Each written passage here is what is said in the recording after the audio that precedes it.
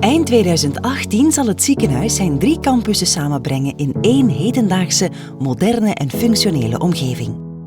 Voor zijn nieuwbouwproject hebben ziekenhuis en architect gekozen voor een kunstwerk dat verbonden is met de architectuur van het gebouw. Het kunstwerk werd in nauw overleg met de kunstcel van de Vlaamse bouwmeester bepaald.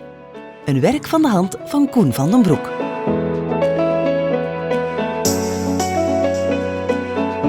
Fotografie is eigenlijk mijn bronmateriaal, maar ook in samenwerking met andere kunstenaars zoals John Baudezard, die eigenlijk vooral fotografeert, conceptuele kunst maakt, waar dat ik dan ingrepen om doe. Dus eigenlijk is bij mij het medium niet zo belangrijk. Bij mij is eerder belangrijk wat je daarmee doet. Ik denk dat kunst ergens helend kan werken op die manier. Dat kunst een soort van afleidingsmanoeuvre is. Kunst is een spiegel op de maatschappij, kunst laat mensen nadenken.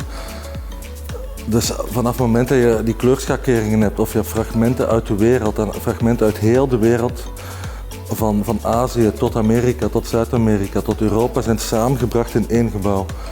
En iedereen heeft zijn eigen persoonlijke interpretatie daarvoor. En ik denk dat op die manier dat het heel belangrijk is dat het helend kan werken.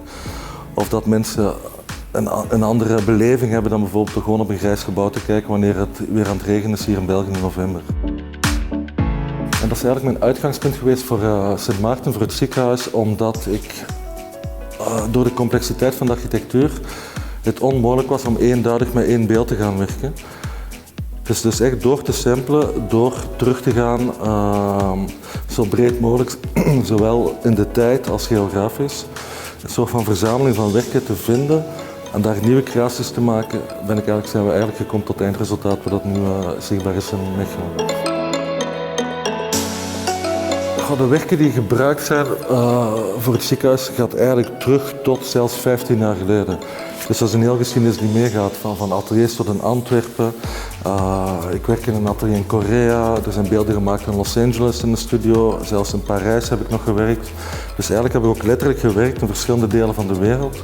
En achteraf een selectie gemaakt van beelden die dan konden herbruikt worden of opnieuw konden worden geïnterpreteerd voor het ziekenhuis.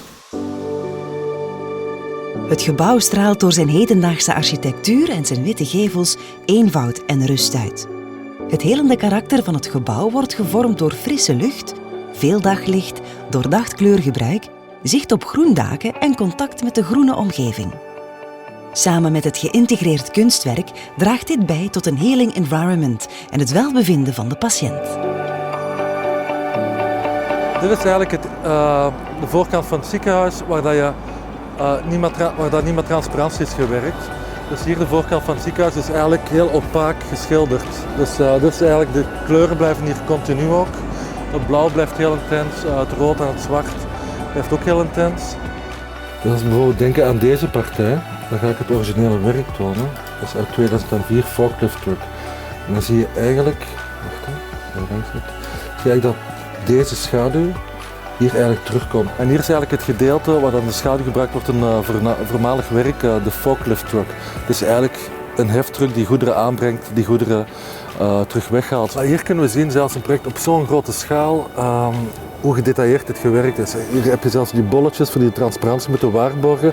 Hij is zelfs zo minuscuul dat die bolletjes zijn, dat die zelfs nog 2 kleuren hebben. Dus eigenlijk is dit haarscherp afgewerkt. Hier heb je een heel mooi voorbeeld. Je ziet hoe de transparantie werkt. Dus als je van buiten naar binnen kijkt, is het een heel dicht vlak eigenlijk dat je de vorm ziet. Maar hier kan je nog heel gemakkelijk de buitenarchitectuur zien, de buitenlucht zien. Maar toch een beetje subtiel, bijna op een mooie manier decoratief. Dat je nog die blauwe tonen ziet, de witte tonen of de rode tonen. Het is natuurlijk een fantastische ervaring als we hier nu staan. Het is een project waar we 6 jaar op hebben gewerkt. We hebben heel veel bezoeken gedaan aan glasbedrijven, zoals bijvoorbeeld Polypain, die heel goed werk hebben geleverd. Veel samengewerkt natuurlijk de hele tijd, 6 jaar met de VK-architecten, met het ziekenhuis zelf. En nu eindelijk, als je het resultaat ziet, het is zo perfect en glad verlopen. Er zijn praktisch geen fouten gebeurd. En je ziet ook in de details echt fantastisch werk geleverd. En door een enorme sterke ploeg hebben we dit kunnen realiseren en ik denk dat dit nog niet dikwijls is nagedaan.